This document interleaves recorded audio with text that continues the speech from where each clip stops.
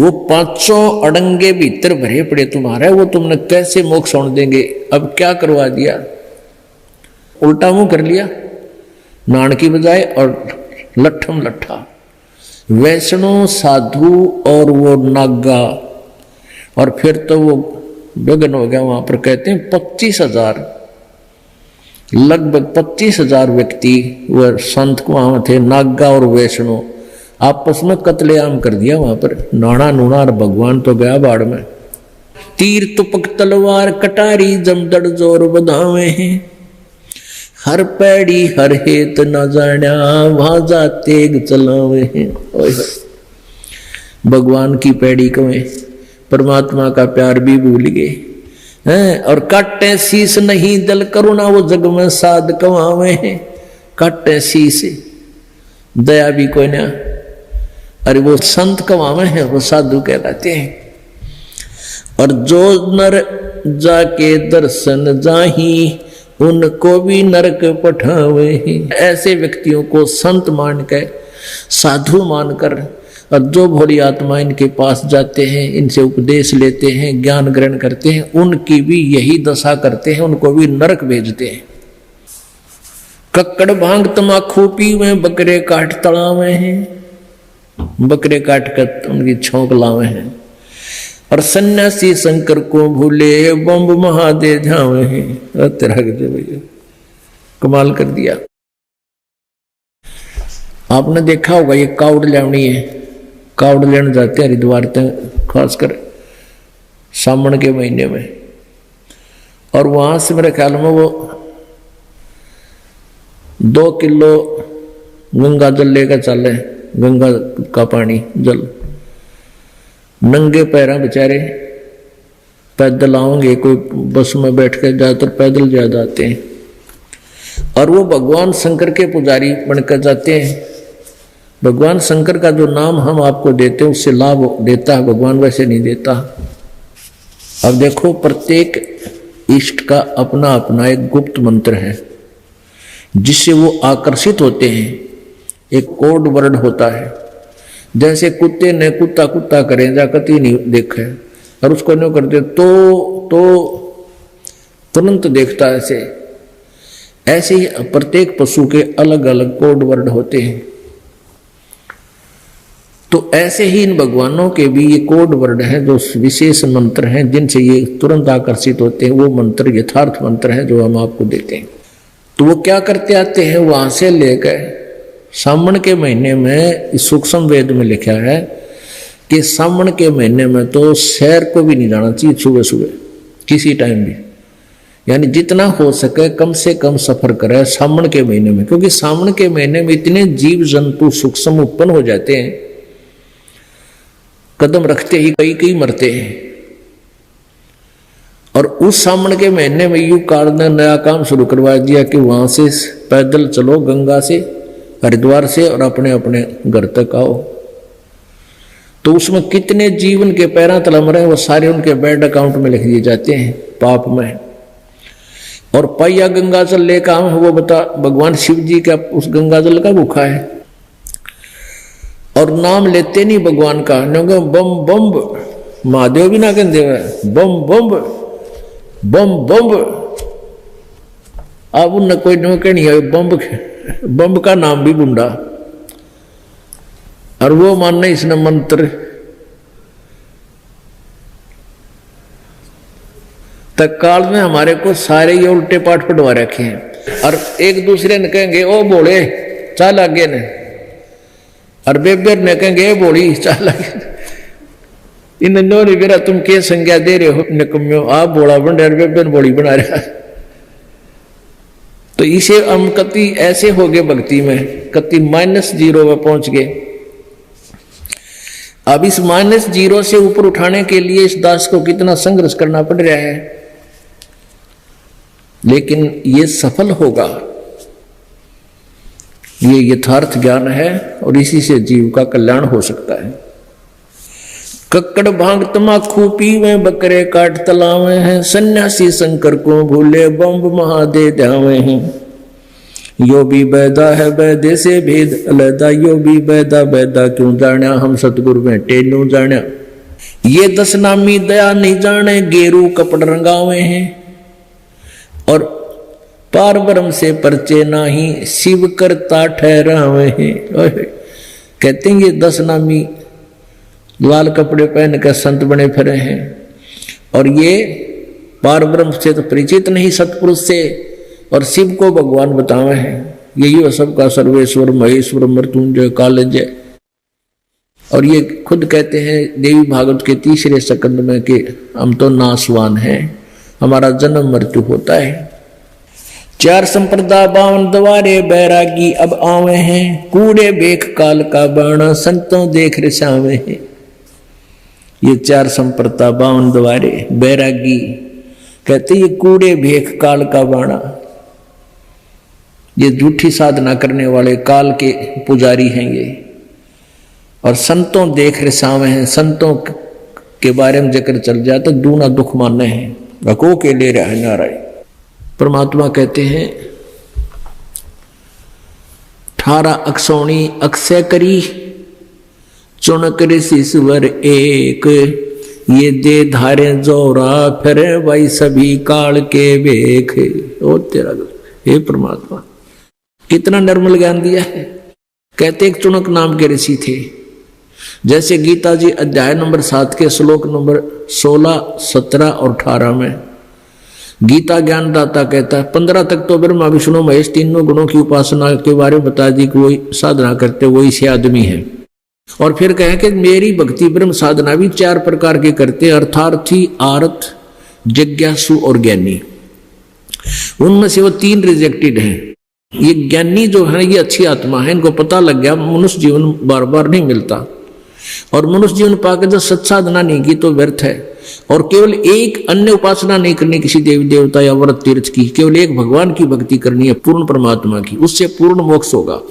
तो उनको ये पता लग गया, दृढ़ विश्वास हुआ कि मनुष्य जीवन केवल परमात्मा पाने के लिए ही मिला है। तो उनको ये तो ज्ञान हो गया। फिर वेदों से स्वयं ही निष्कर्ष निकाल लिया कि ओम नाम का जाप और हठ योग ये ही इसका साधन है, जबकि ये ब्रह्म तक काल तक की पूजा थी। तो एक चुनक नाम के ऋषि ने हजारों वर्षों तक ओम नाम का जाप और हठ योग तप किया। भगवान मिला नहीं, सिद्धियां आ गई। एक मानदाता राजा था, उसके साथ अटपट कर ली, युद्ध कर लिया। और मानदाता चक्रवर्ती राजा के पास 72 करोड़ सेना थी। पूरी पृथ्वी पर अपने संदेश वाहक भेजकर ये जानकारी प्राप्त की थी कि भी कोई मेरी पराधीनता से कोई अलग तो होना नहीं चाहता, यदि कोई मेरी अधीनता नहीं स्वीकार करता उसने युद्ध करना पड़ेगा। ऐसा संदेश लेकर सब जगह घुड़सवार जा रहे थे। आए वापस, चुनक ऋषि ने पूछा भी कहाँ गए थे, कौन हो तुम, कहाँ से आए हो। इस एक घोड़ा था वो खाली था बगैर सवारी के, उसके गले में कुछ लिखा हुआ था। तो ऋषि ने पूछा भी ये घोड़ा खाली क्यों छोड़ रखा है, इस पर कोई बैठा क्यों नहीं। तो राजा के सैनिकों ने सारी कहानी बताई कि ये मानधाता चक्रवर्ती राजा का घोड़ा है, इस पर कोई बैठ नहीं सकता, इसके गले में ऐसे लिखा हुआ है। हम पूरी पृथ्वी पर घूमे आए, किसी ने भी राजा के साथ युद्ध करना नहीं चाहा, सभी उनसे डरते हैं। चुनक ऋषि ने पूछा कि क्या किसी ने भी उनका युद्ध नहीं उठा। नहीं, कौन उठे, पता है हमारे राजा के पास 72 अक्षौणी सेना है, जाड़ फोड़ देंगे। अब ऋषि ने सोची भाई अभिमान हो गया, ये काल प्रेरणा है, ये राजा को सबक सिखाना चाहिए। चुनक ऋषि बोला भाई मैंने तुम्हारे राजा का युद्ध स्वीकार कर लिया। और वह सैनिक बोले रहा कंगाल, तेरा दाने खाने नहीं, अरे तुम युद्ध करेगा चक्रवर्ती राजा के साथ, तेरी क्यों साथ बोल दे रही है, अपना कर ले भक्ति बोल वाला। चुनक ऋषि कहने लगा भाई मेरे भाग में नहीं लिख रखी होगी, मैंने तो कह दो और बांध दे घोड़े नहीं मेरे साथ। क्यों, घोड़ा जो पकड़ दे उसने उस ये था जिसने वो घोड़ा पकड़ना पड़ता था। तेरे से बोला मैंने पकड़ लिया, तेरे राजा का घोड़ा था, कह दे तेरे राजा ने। उन्होंने जाकर राजा को बता दी। राजा ने सोची आज एक आदमी ने बकवाद करी है, कल दूसरा करेगा, सिर उठावेंगे। एक राजनीति होती है, चाणक्य नीति। तो राजा ने एक आदमी को मारने के लिए 72 करोड़ सेना के 4 टुकड़े बनाए। एक टुकड़ी भेज दी 18 करोड़ 18 अक्षौणी। और उधर से उस ऋषि ने अपने जीवन में जो डलेड हुए थे उनकी 4 एटम बम बना दिए, सिद्धियां पुतली बना दी। एक पुतली छोड़ दी उसने 18 करोड़ सेना को उन्होंने कत्लेआम कर दिया, सेकंडों में मार दी। राजा ने दूसरी टुकड़ी भेजी, ऋषि ने दूसरी पुतली छोड़ दी वो एटम बम। कहने का भाव ये है 72 करोड़ सेना का नाश कर दिया उस ऋषि ने, इस काल के पुजारी ने। 72 अक्षौणी अक्षय करी वो चुनक ऋषि सुवर एक, ये दे धारे जोरा फिर भाई सभी काल के बेख। किसा निर्णय दिया गरीबदास साहिब जी ने। परमेश्वर कबीर जी के ज्ञान को कैसे निर्णायक तरीके से बताया है कि ये काल की साधना करने वाले ये नाना प्रकार के ग्रुप भेख, ये सभी काल के भेख हैं। और दे धारे मौत फिर जोरा माने मौत, दिखे ऋषि और भर्या को बदे, दे धारे मौत फिर ये सभी काल के भेख है।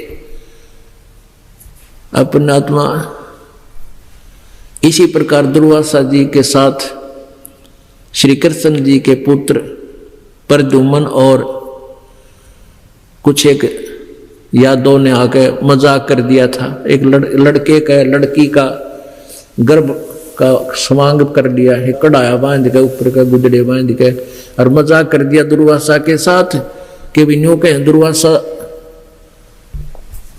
बहुत पहुंचा हुआ महात्मा है, सारी बता देगा इसके पेट में के है। न्यू पूछा जाके कि महाराज जी इनका गणे दिन में ताज सूट दया करी है परमात्मा ने, शादी के 10-15 साल पाछे इनको गर्भ रहा, ये उतावले हो रहे हैं, ये पूछना चाहते हैं आपसे गर्भ में बेटा है क्या बेटी। दुर्वासा ने देखा ये तो बकवाद कर रहे हैं अपना ध्यान से, तो ने बोले इस तक के उत्पन्न होगा। दुर्वासा ने श्राप दे दिया कि यादव कुल का नाश होगा, इस तक भाजा और मारूंगा लठ। अब वो भाग्य उससे उस श्राप दे दिया उस कढ़ाई से, उसको श्री कृष्ण के बताए अनुसार उस कढ़ाई को, लोहे की कढ़ाई को चूरा करके जमुना में भी डाल दिया, उसके पठेरा उग गया, घास उग गया सरकंडे से। अंत में यादव उसी सरकंडों से कट के आपस में मर गया, तलवार का काम करने लग गया। तो गरीबदास जी कहते हैं, कबीर परमेश्वर के ज्ञान को गरीबदास जी बता रहे हैं। दुर्वासा को पेता, कोपे माने कुपित हुए, क्रोधित हुए। दुर्वासा को पेता समझने आई नीचे, 56 करोड़ यादव कटे हुआ मची रुधिर की कीच। रुधिर माने खून की कीचड़ माच गया। 56 करोड़ यादव ऋषि दुर्वासा के श्राप देने से आपस में लड़के कत्लेआम कर डाला।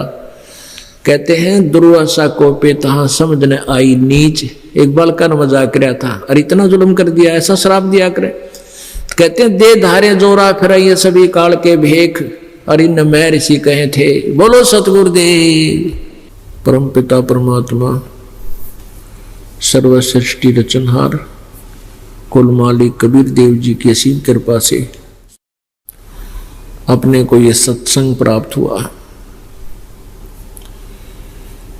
परमात्मा हमें याद दिलाते हैं कि मानुष जन्म पाकर जो नहीं रटे हरिनाम, और जैसे कुआ जल बिना फिर बनवाया क्या काम। उदय अस्त का राज जीव को जय कोई देवे, लाख बधाई क्या करे जय नहीं नाम से ने। परमात्मा हमें याद दिलाते हैं कि इस मनुष्य जीवन का मूल उद्देश्य परमेश्वर प्राप्ति है। पूर्ण मोक्ष कराना ही इस मनुष्य जीवन का उद्देश्य है। लेकिन हम आध्यात्मिक ज्ञान से, तत्व ज्ञान से अपरिचित होने के कारण हमने इस मनुष्य जीवन के कर्म को, मनुष्य जीवन का उद्देश्य और ये क्रियाएं उन पशुओं जैसी ही मान रखी थी जो पशु पक्षी सभी करते हैं। बच्चों की उत्पत्ति, उनके अंदर ममता और मोह, उनकी परवरिश कर देना, ये अन्य प्राणियों के अंदर भी ज्यों की तो विद्यमान है। और इतना ही कार्य हम कर रहे थे तो मनुष्य जीवन की आवश्यकता क्या है। तो अब परमात्मा के तत्व ज्ञान की रोशनी में अब हमें दिखाई देने लगा कि इस मनुष्य जीवन का एक विशेष कार्य और है, जिसको हमने प्रारंभ भी नहीं किया था। और यदि हम प्रयत्न कर भी रहे थे परमात्मा की साधना का, वो शास्त्र विरुद्ध कर रहे थे, उससे हम काल के जाल से मुक्त नहीं हो सकते थे। ये दुर्गति, ये संकट, ये आपदाएं हमारी कभी समाप्त नहीं होती। परमेश्वर कबीर जी ने स्वयं ही आकर के अपनी प्यारी आत्माओं को अपना ज्ञान दिया। उन पुण्यात्माओं ने अपनी अनुभव की वाणी और परमात्मा को आंखों देखा और परमेश्वर द्वारा दिए गए ज्ञान को लिपिबद्ध करवा दिया। उन्होंने, उन पुण्यात्माओं ने, उन श्रेष्ठ आत्माओं ने अपनी अमृतवाणी रूपी एफिडेविट लिख दिए कि हमने प्रभु को देखा, हमने परमेश्वर को देखा, और वो परमात्मा कैसा है, उसका नाम क्या है, उसकी प्राप्ति कैसे होती है, हमने वो कैसे मिले, और उस परमेश्वर ने हमें क्या ज्ञान दिया, वो सब कुछ अपनी अमृतवाणी में लिपिबद्ध करवा दिया, जो आज हमारे काम आ गया। उन संतों ने, जिन्होंने परमात्मा का साक्षात्कार हुआ, उनके अनुभव की वाणी और परमेश्वर द्वारा दी गई अपनी सच्चिदानंद घन ब्रह्म की वाणी और वेद और गीता जी, ये सभी एक ही समांतर ज्ञान देते हैं। लेकिन वेदों और गीता में जहां वो ज्ञान नहीं है, वो ज्ञान भी सूक्ष्म वेद के अंदर है। जैसे एक मैट्रिक 10वीं तक का सिलेबस होता है, पाठ्यक्रम होता है, और बीए और एमए का पाठ्यक्रम अन्य रह जाता है। लेकिन बीए और एमए के अंदर मैट्रिक तक के सिलेबस का भी मिश्रण होता है। तो इसी प्रकार वो पूर्ण परमात्मा ने स्वयं आकर के सूक्ष्म वेद दिया। ये चारों वेद पहले विद्यमान थे, तो सूक्ष्म वेद के अंदर चारों वेदों का भी निष्कर्ष, गीता जी का भी निष्कर्ष, पुराणों का भी निष्कर्ष, और साथ में सूक्ष्म वेद तो वो है ही है। आगे की विस्तार से जानकारी उस परमात्मा ने हमें दी। परमात्मा बार बार आकर हमें याद दिलाते हैं, मन तू चल रे सुख के सागर, जहां शब्द सिंधु रत्नागर।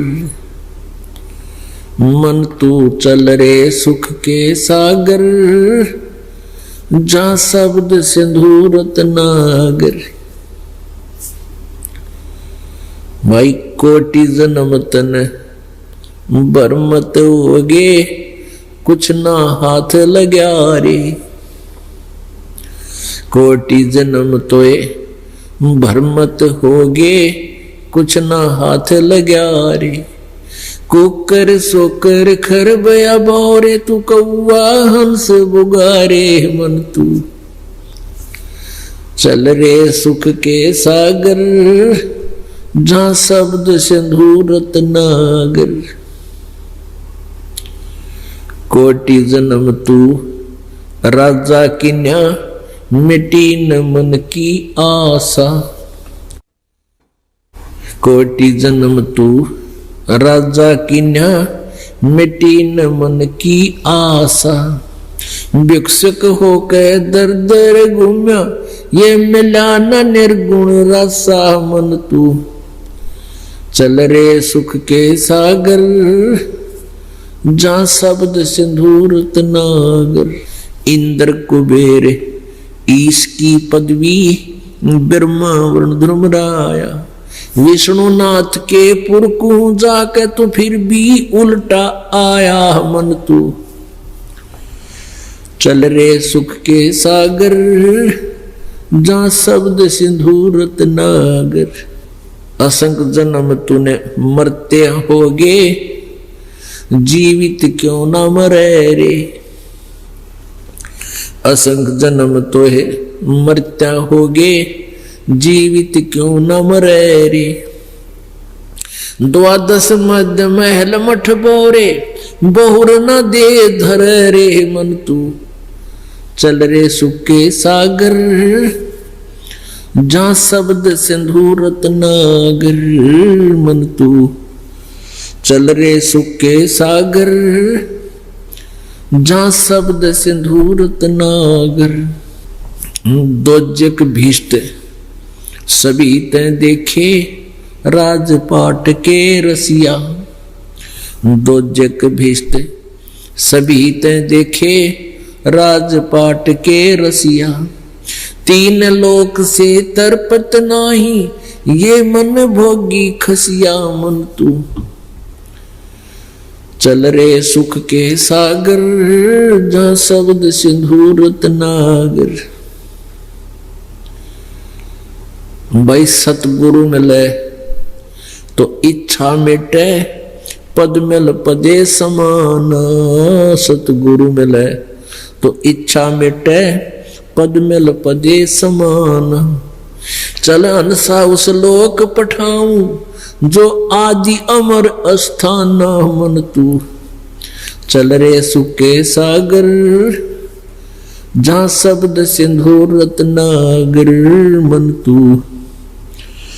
चल रे सुख के सागर जहां शब्द सिंधु रत्नागर। चार मुक्ति जहां चंपी करती, माया हो रही दासी। चार मुक्ति जहां चंपी करती, माया हो रही दासी। दास गरीब अभय पद पर से, वो मिले राम अविनाशी मन तू। चल रे सुख के सागर जहां शब्द सिंधु रत्नागर। परमेश्वर कबीर जी ने अपने उस अध्यात्म ज्ञान को, तत्व ज्ञान को अपनी प्यारी आत्माओं को दिया। उनमें से एक आदरणीय गरीबदास साहिब जी गांव छुडानी, जिला झज्जर, हरियाणा के अंदर प्रकट हुए थे। उनको परमात्मा आकर मिले थे। कबीर जी सतलोक से चलकर आए थे। अब संत गरीबदास जी परमेश्वर के ज्ञान से परिचित होने के उपरांत सतलोक को, सचखंड को आंखों देख करके उसके बाद फिर ये अपनी अमृत वाणी में ये विचार व्यक्त किए। अब सुख का सागर किसे कहते हैं? जहां दुख ना हो। सागर में समुद्र, समुद्र के अंदर जाने के उपरांत 100-150 किलोमीटर जब प्राणी चला जाता है किसी जहाज आदि में बैठकर, उसके बाद समुद्र के अंदर या तो वो जहाज दिखाई देता है या केवल जल ही जल होता है। जहां देखे वहां जल ही जल, जल ही जल और कुछ नहीं। इसी प्रकार सुख सागर, सतलोक वो सुख सागर है जहां दुख नाम की चीज कहीं दिखाई नहीं देती, यानी सुख ही सुख है। और यहां 21 ब्रह्मांड के अंदर यहां सुख नाम की चीज नहीं, दुख ही दुख है। तो हम कितने गलत स्थान पर आकर सेट हो गए। हम अपने आप यहां सेटिंग करने की सोच रहे हैं। और कैसे सोच रहे हैं कि यहाँ मकान बनाऊं बढ़िया 2-3 मंजिल का, फिर मेरे पोते रहेंगे, परपोते रहेंगे, फिर मेरी पीढ़ी यहाँ रहेंगी। परमात्मा याद दिलाते हैं, आगे गए ना बावड़े, ये रहते भी सब जहां, बिन साहिब की बंदगी कहीं ठोर ठिकाना ना। पहले वाले थे वो भी चले गए। वो दोबारा आकर हमें नहीं बता सके कि हम कहाँ गए, कैसे दुख पाया हमने। और जो शेष हैं ये भी चले जाएंगे।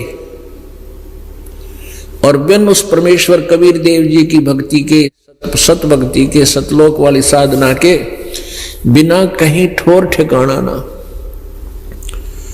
जैसे आप जी ने उस दिन के सत्संग में सुना कि ब्रह्मा, विष्णु, नारद और व्यास जी और सतियों के ब्राह्मण यानी ऋषि महर्षि, उन किसी को भी अध्यात्म ज्ञान नहीं था, ना उनको वेदों का ज्ञान था।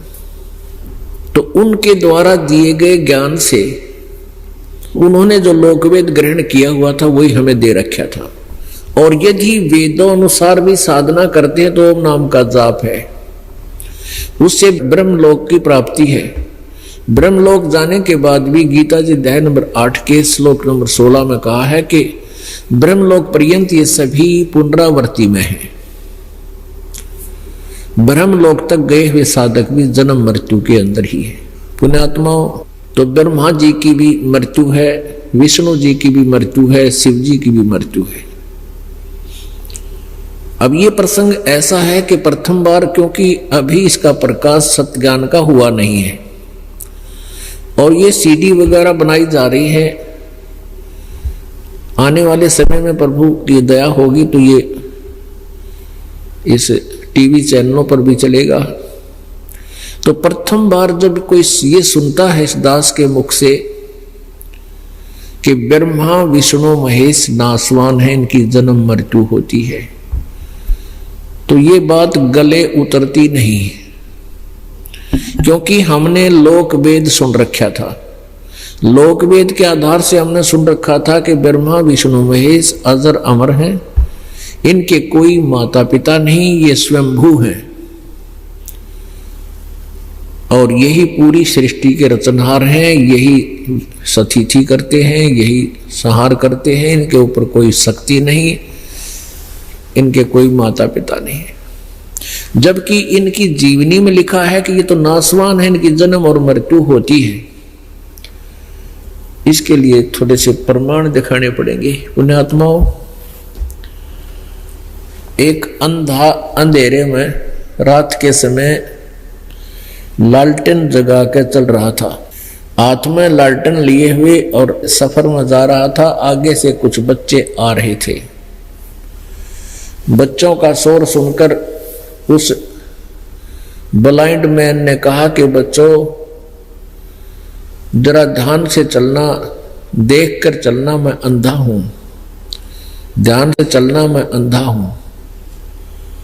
अब उन बच्चों ने सुना कि भाई ये कोई आदमी कुछ बोल रहा है। जब उन्होंने सुना कि अंधा है और लालटेन ले रहा, अंधा कहे और लालटेन लिया रहा है, ये क्या चक्कर है? उन बच्चों ने आकर पूछा, बाबा क्या आप सचमुच अंधे हो? हाँ बेटा, मैं अंधा हूं। फिर तो आप जी ने, बच्चों ने कहा, आप जी ने लालटेन क्यों ले रखी है? आप आंखों वालों के लिए कहीं मुझ अंधे में टक्कर मार दो, अंधेरे में मेरी टूट जा दे। इस लालटेन की रोशनी में मेरे से टल जाओ, तुम साइड पकड़ जाओ। अपनी सुरक्षा के लिए ले रखा बच्चा मैंने। तो पुण्यात्माओं, ये पवित्र पुराण, पवित्र वेद, पवित्र गीता जी,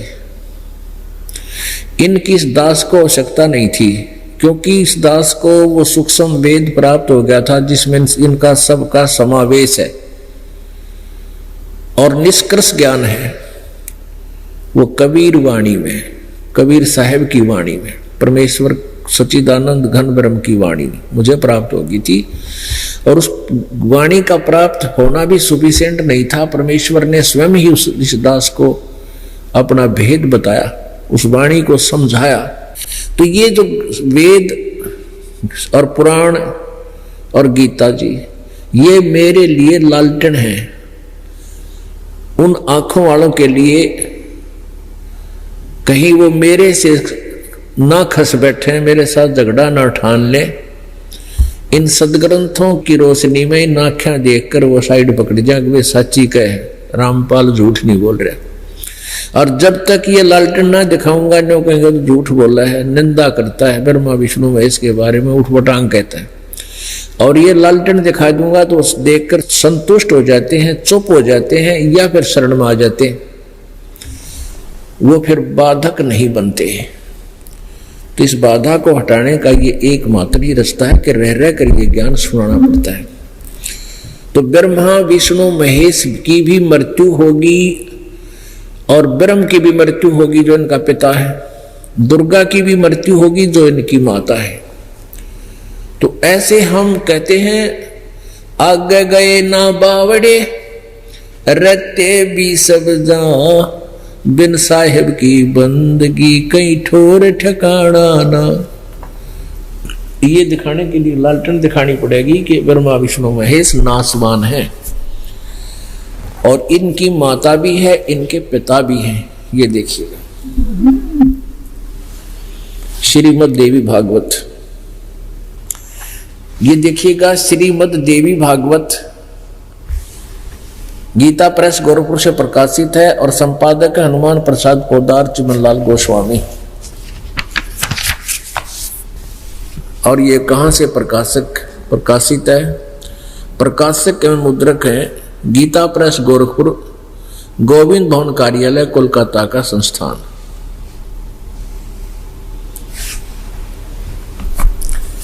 इसके 123 पृष्ठ को आपके रूबरू करते हैं और कहते हैं समझदार को संकेत ही बहुत होता है। ये तीसरा स्कंद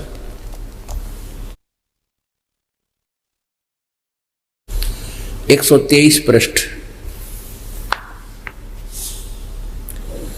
अब विष्णु भगवान अपनी माता दुर्गा की स्तुति कर रहा है। तुम शुद्ध स्वरूपा हो, ये सारा संसार तुम ही से उद्भासित हो रहा है। मैं ब्रह्मा और शंकर हम सभी तुम्हारी कृपा से विद्यमान हैं। हमारा आविर्भाव और तिरोभाव हुआ करता है। आविर्भाव माने जन्म और तिरोभाव माने मृत्यु। हमारा तो जन्म और मृत्यु होता है, हम अविनाशी नहीं हैं। केवल तुम ही नित्य हो, जगत जननी हो, प्रकृति और सनातनी देवी हो। ओह, भगवान शंकर बोले देवी, यदि महाभाग विष्णु तुम ही से प्रकट हुए हैं तो उनके बाद उत्पन्न होने वाले ब्रह्मा भी आप तुम्हारे ही बालक हुए। फिर मैं तमोगुणी लीला करने वाला शंकर क्या तुम्हारी संतान नहीं हुआ? अर्थात मुझे भी उत्पन्न करने वाली तुम ही हो। शिवे संपूर्ण संसार की सृष्टि करने में तुम बड़ी चतुर हो। इस संसार की सृष्टि सचिची और संहार में तुम्हारे गुण सदा समर्थ है। उन्हीं तीनों गुणों से उत्पन्न हम, यानी रजगुण ब्रह्मा, सतगुण विष्णु, तम गुण शिव जी, ब्रह्मा विष्णु एवं शंकर नियमानुसार कार्य में तत्पर रहते हैं। यदि ये दास ये कहकर के आगे कदम बढ़ा लेता है कि ब्रह्मा विष्णु महेश नासवान है, इनकी जन्म मृत्यु होती है, और ये लालटेन नहीं दिखाता है, तो कहीं भी एक सीडी हम क्योंकि बहुत सस्ते रेट में, लागत से भी कम रेट में दे रहे हैं, तो हमारे भक्त किसी को दिखावेंगे तो वो देखे को नहीं आगे। फिर सदग्रंथों को, इनकी जीवनी को आंखों पढ़कर फिर वो विवश हो जाता है इस बात पर विचार करने के लिए कि ये तो सच्ची बात है, और सच्ची है बुद्धिमान तो फिर मानने बीगा। और इनको आंखों देखकर भी विरोध करता है तो वो अच्छी आत्मा नहीं है। जानबूझ साची तजय करे झूठ तने, और ताकि संगत है प्रभु फिर सोपन में भी ना दे। जो जानबूझ कर बकवाद करे, आंखें देखकर भी नहीं माने, विरोध करता है, तो वो दुष्ट इंसान होता है। और परमात्मा खुद कहते हैं कि इसे निकम्मे की तो सपने में भी फिर मिलन ना हो, वो ना मानो चाहे मानो। अब जिनके वो फंस चुके हैं, जिन चतुर प्राणियों के वो फंसे पड़े हैं, यानी जिनसे किसी ने 20 वर्ष, किसी ने 30 वर्ष नाम लिए होंगे, तो अब वो ये सोचते हैं कि हमारा अब क्या होगा। या कुछ ऐसे टाइप के लोग हैं जो औरों को भ्रमित करके खुद छोटी मोटी कोई पोस्ट उस पंथ में प्राप्त किए हुए हैं, वो अपना भला भी नहीं सोचते, औरों का तो वो सोचेंगे कैसे। तो वो चातुर प्राणी बताए हैं, जो आंखों देखकर भी नहीं मानते, वो मूढ़ बताए हैं। और जो संत हैं जो बड़ी आत्माओं को फंसाए बैठे हैं, वो चतुर इंसान बताए हैं। परमेश्वर कहते हैं अपनी वाणी में कि चातुर प्राणी चोर है, क्योंकि वो सच नहीं बता पा रहा, और मूढ़ मुग्ध है ठोठ, फिर संतों के निकाम के उनके दे गड़जोट। कि जो जानबूझकर भी सच्चाई को स्वीकार नहीं करता, उन चतुर प्राणियों पर ही आश्रित है, फिर भी नहीं आता, यहाँ उपदेश लेने नहीं आ रहा, उसके लिए बता कि वो चातुर प्राणी तो चोर हैं। वो नकली संत मीठी बात बना के भ्रमित किए हुए हैं। परमात्मा कहते हैं बीजक की बात आ गए बीजक नाई आथ, और पृथ्वी डोबन उतर हुए कह मीठी बात। चातुर प्राणी चोर है, ये मूढ़ मुग्ध है ठोठ, और फिर संतों के नहीं काम के उनके दे गलजोट। फिर वो हमारे काम के नहीं है, जो आंखों देखकर इस इतिहास को भी फिर भी नहीं मानते हैं, तो मूढ़ मुग्ध वो तो उन चातुर प्राणियों के साथ ही उनको और सख्ती से बांध दे, अर्थात वो वहीं फंसे रहे पड़े रहे उन्हीं जोगे में। अब इससे क्या सिद्ध हो गया? श्रीमद् देवी भागवत के श्री ब्रह्मा विष्णु महेश नासवान है, इनका जन्म मृत्यु होता है। और ये भी सिद्ध हो गया कि दुर्गा इनकी मां है। अब रह गया पिता की समस्या। अब पिता की समस्या को शिव पुराण करेगा खत्म। अपने आत्मा हमने सबसे पहले ये निश्चय करना होगा कि जिस मार्ग पर हम चल पड़े, भक्ति वाले रास्ते पर, ये ठीक है कि नहीं। और जिस दिन आपको ये पक्का विश्वास हो जाएगा कि हम जिस मार्ग पर चल पड़े ये सही है, तो आपका जो भक्ति रूपी सफर है वो निर्बाध हो जाएगा और सफल हो जाओगे। जब तक आप स्वयं ही कंक्लूजन नहीं निकाल पा रहे, आपको संतुष्टि नहीं है कि हम जो कर रहे हैं सत्य है, तो कोई भी डगमग कर देगा। तो इसलिए आप जी को ये ज्ञान कराना अति आवश्यक है। आप बुद्धिमान हो, बालक नहीं हो। आज मानव ने कंप्यूटर बना लिए, ऐसी दूर दूर देखने वाली सूक्ष्मदर्शी बना ली, वायुयान बना लिए, आकाश में सैटेलाइट फिट कर लिए। ये क्या काम आएंगे? अगर 2 वर्ष वर्षा ना हुई ना, ये कोई ना पावा ढूंढे सैटेलाइट, ना ये कंप्यूटर, ना ये जहाज, टक्कर मार मार के मरा प्राणी, भूखे मर के। 2 वर्ष भी वर्षा ना हुई तो घनी 3 वर्ष पकड़ जाएंगे कुछ थोड़े बहुत। तो यहां किसके लिए हम के को बंद करने लागे? परमाणु बम बना लिए, अपना नाश करने की आप तैयारी कर ली। तो हमने सबसे पहले अपने मार्ग को देखना है कि हम ठीक जा रहे हैं या गलत। इसलिए आप जी को ये तैयारी करानी पड़ती है, क्योंकि ये लेक्चर दिए जा रहे हैं, ये सत्संग है, इसको सत्संग कहते हैं। ये 2 गाने कोई गादे बैठ कर भज ले रहे, भगवान तेरा काम आऊगा, फिर ढोलक पीटन लग जा, फिर सारंगी बजान लग जा, ये कोई भक्ति नहीं है। भक्ति तो ये ज्ञान समझ के फिर सिमरन करना है डट के दिन रात। कहते हैं नाचे गाए किने ना मिलिया, जिन मिलिया तिन रोए। और जब नाचे गाए भगवान मिले, फिर कौन दुआगण हो? रोने का तात्पर्य ये है कि आपके अंदर एक विशेष कसक पैदा होगी। जैसे परमात्मा की चर्चा चलेगी, आंखों से आंसू बहने लग जाएंगे, तो समझ लिए कि आपकी भक्ति बहुत ही स्वस्थ है। जैसे सूरज के आगे बदरा, ऐसे कर्म छयारे, प्रेम की पवन करे चित मंजन झलके तेज नयारे। परमात्मा की प्राप्ति उसके अंदर प्रेम होने से होगी, और प्रेम बनाने के लिए सारी क्रियाएं कराई जा रही हैं, यो ज्ञान बताया जा रहा है। अब किसी वस्तु के अंदर हमारी जो चाह बनती है उसके गुणों से बनती है। जैसे मोटर गाड़ी लेनी है, कार लेनी है, तो उसके गुणों का पता है, तो आदमी उसके लिए कोशिश करता है, धन जोड़ता है, लोन लेता है, कुछ भी करता है, तो उसको लेकर छोड़े पार बस आ जाता है। तो इसी प्रकार हमने इस पूर्ण परमात्मा के गुणों का ज्ञान हो गया और होगा, तो तभी हम इसकी चाह करेंगे और फिर इसमें एक विशेष प्रेम पैदा होगा, क्योंकि हम सतलोक में रहा करते अपने पिता के पास और वहां हमें कोई दुख नहीं था। हम अपनी नालायकी से यहां काल के फंस गए और अब हमने वहां जाना है जहां से हम अपने पिता के साथ से बिछुड़ कर आए, हमने भारी गलती कर रखी है। और घड़े बिछड़े हुए ने कोई अपना पिता फिर मिल जाए, बालक ने बहुत दौड़ के सीने के लग जाता है, आंखों से आंसू बहते हैं।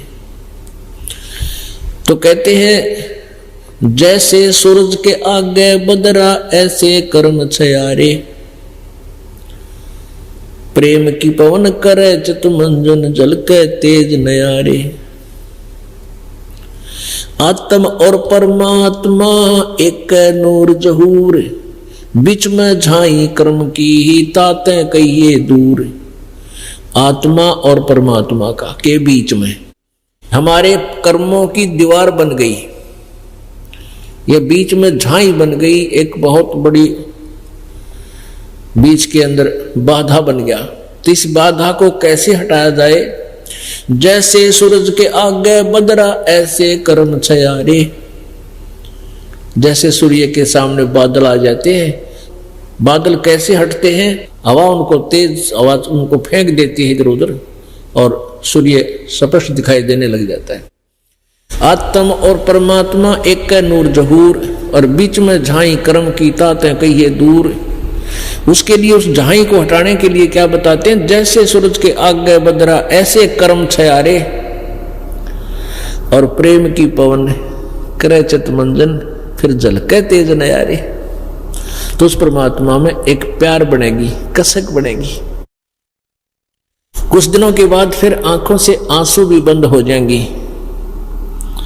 और ऐसी स्थिति हो जाएगी जिसको उन्मन मुद्रा बोलते हैं। नौका तेरा ऐसा क्या हो गया, तू उन्मन सा बैठा है, उन्मन सा यानी ना बोलता, ना ढंग से हंसता, ना कोई विशेष रुचि किसी वस्तु में। तो उसमें आपको ये समझ ले कि तत्व ज्ञान आपके हृदय में समा चुका है। जैसे नानक साहिब जी से किसी ने पूछा कि हे महात्मा जी, आप कभी प्रसन्न दिखाई नहीं देते, खोए खोए से रहते हो, कभी खुश नजर नहीं आते। तो नानक साहिब जी ने कहा था कि ना जाने काल की कर डारे, किस भी ढल जा पासा वे, और जिनाते सरते मौत खुड़कती उन्होंने केड़ा हासा। कि यहां किसके ऊपर प्रसन्न हो, ना जाने काल एक पल में के बिजली गिर दे, के जुल्म कर दे, पूरा परिवार नाश कर दे, कि ना जाने कितना उद्मस्तार दे, और हमें अपनी मृत्यु स्पष्ट दिखाई देती है। फिर जिनाते सरते मौत खुड़क दी उन्होंने केड़ा हासा वे। नानक साहिब जी से पूछा क्या आप कभी प्रसन्न नहीं होते? तो श्री नानक साहिब जी ने कहा संत जी ने कि भाई खुश होता हूं जब जैसे सत्संग में प्रेमी भक्त आते हैं, प्यारी आत्माएं, तो संत यानी गुरु जी खुश होते हैं कि मेरे बच्चे ज्यों के त्यों आगे, इनका कोई कीड़ा ना लग गया, किसी ने इनको भ्रमित नहीं किया, काल ने कोई अटैक करके इनको खोया नहीं हमारे से, ये परमात्मा के बच्चे सुरक्षित हैं। आप जी जाते हो यहाँ से सत्संग सुनकर, तो चिंता बन जाती है कि कहीं कोई काल का दूत इन पुण्य आत्माओं को भ्रमित ना कर दे। तो नानक साहब जी कहते हैं साध मिले साड़ी शादी होंदी, विछड़ जा दिलगिरी वे, अख दे नानक सुनो जिहाना मुश्किल हाल फकीरी वे। जब ये भक्त संत मेरे साथ आते हैं वापस, साध मिले साड़ी शादी होंदी, तो ये समागम होता है, ये हमारी खुशी है। और जब ये जाते हैं तो दिल में दिलगिरी हो जाती है, चिंता बन जाती है, हमारी ये डर रहता है कि कहीं मेरी प्यारी आत्माओं को काल के दूत बर्बाद ना कर दे। और जब ये ज्यों के त्यों आ जाते हैं तो फिर मेरी खुशी का कोई ठिकाना नहीं होता। तो यहां परमात्मा यही याद दिलाना चाहते हैं कि कुछ दिनों के बाद क्या होगा, आपके अंदर एक विशेष कसक पैदा होगी, जरा सी भी चर्चा परमात्मा की शुरू हो जाएगी, आंखों से आंसू आने लग जाएंगे, और कुछ दिनों के बाद ऐसी स्थिति हो जाएगी आंसू भी बंद हो जाएंगे। और वैसे ही जैसे यहां संसार असार सा नजर आओगा, किसी चीज में रुचि सी ना रहेगी, वो रोना होता है, वो कसक है न्यारी। कबीर परमेश्वर जी कहते हैं रो बल घट जावे, आंसू तो भगवान मिले नहीं, रो तो बल घट जा। और 8 पैर का दाजना जैसे घुण काटने खा, कहते हैं लास्ट स्थिति ऐसी आ जाएगी। कबीर परमेश्वर जी उदाहरण देते हैं, कबीर वैद बुलाइया पकड़ के देखी बाँ, और वैद न वेदन जान ही मेरा करक कलेजे माँ। सच्ची लगन जो भगत की बन जाती है उसकी ऐसी स्थिति हो जाती है। घर वाले जो भक्ति से अपरिचित हैं वो चिंतित हो जाते हैं, इस बच्चे का क्या हो गया, ना तो यू गणासा बोलता, ना हमारे पास बैठता, एकांत में रहस है, खावा पी भी सी करे है, कोई खास नहीं, ओढ़ने पैरने की रुचि न रही नहीं। तो घर वाले न सोचे हैं कदे बच्चे के कोई गुप्त बीमारी होगी हो। कबीर वैद बुलाइया पकड़ के देखी बाँ, और वैद न वेदन जान ही मेरा करक कलेजे माँ। सच्ची लगन जो भगत की बन जाती है उसकी ऐसी स्थिति हो जाती है। घर वाले जो भक्ति से अपरिचित हैं वो चिंतित हो जाते हैं, इस बच्चे का क्या हो गया, ना तो यू गणासा बोलता, ना हमारे पास बैठता, एकांत में रहस है, खावा पी भी सी करे है, कोई खास नहीं, ओढ़ने पैरने की रुचि न रही नहीं। तो घर वाले न सोचे हैं कदे बच्चे के कोई गुप्त बीमारी होगी हो। तो डॉक्टर बुलाते हैं, पहले वैद होते थे नाड़िया, वो नाड़ी देखकर बाँ पकड़ कर चेक करते थे इसको क्या तकलीफ है। तो परमेश्वर जी अपने ऊपर ही आप आरती, आप साजा, आप किंगर, आप बाजा, आप ताल, जहां जनकारा, आप नचे आप देखना, कहे कबीर ऐसी आरती गाऊं, आप मध्य आप सुनाऊं। तो परमात्मा अपने ऊपर ही उदाहरण दे रहे हैं। कबीर जी कह रहे हैं कि कबीर घरवाला ने वैद बुलाया और पकड़ के देखी बाँ, और वैद न वेदन जान ही मेरा करक कलेजे में। वैद मेरे दर्द को पहचान नहीं सका, मेरे तो कलेजे में करक हो रही है उस परमात्मा के लिए। तो पुण्यात्मा, इसलिए आप जी को इतना तैयार किया जाएगा, जो आज दास प्रयत्न कर रहा है, आपको सदगुण दिखा रहा है, ज्ञान सुना रहा है, ये अभी तो आपको ऐसे लग रहा है जैसे इसमें कोई मिठास सी नहीं है, इसमें इतनी मिठास हो जाएगी लास्ट में, या मिठास बने इस्तेंगी, फिर इतना आनंद आओगा फिर आपको जो परमात्मा के विचार सुनाया करेंगे। सब स्वाभाविक बीच में सत्संग हम सुनाते हैं वैसे सिंपल से, तो फिर इन सदग्रंथों के परिचित होने के उपरांत फिर आपकी आंखों से आंसू आने लगेंगे। और अभी तो आपको ये ज्ञान दिया जा रहा है, जो पुराने भक्त हैं वो तो जिसमें सत्संग सुनाया जाता है सिंपल वे से, तो उसी से उनको बहुत कसक शुरू हो जाती है। वो कसक तभी होती है जब आप ये परिचित हो कि जो संत वर्बली जो कह रहे हैं सच्ची है, और जो दास पहले बताया कि ये कह दे ब्रह्मा विष्णु महेश नासवान है, आपको प्रमाण ना दे रखे हो, तो मेरे द्वारा वो दिया गया जो ज्ञान इस दास के द्वारा आपके लिए व्यर्थ होगा और दूना दुख होगा हृदय में। हकीता गे नास्तिक दो रहे, ब्रह्मा विष्णु महेश को भी ऐसे बता रहे।